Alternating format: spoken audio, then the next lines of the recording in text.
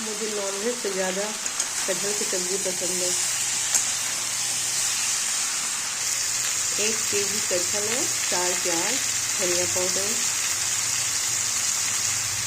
Chicken मसाला, नमक, हल्दी powder. मैं मसाला बना के रखी हूँ, अदरक, लहसुन, गोलकी, जीरा, गरम मसाला का पेस्ट और इसमें कश्मीरी लाल मिर्च, झाल मिर्ची पाउडर सब डाल दिए। नमक, तेज पत्ता, हल्दी पाउडर सब डाल कर भून लिए। 2 कटोरी पानी डालकर कुकर में सीटी मार देंगे। चिकन मटन फेल हो जाएगा इस सब्जी के सामने। ये सब्जी भुना देंगे, पानी डालेंगे।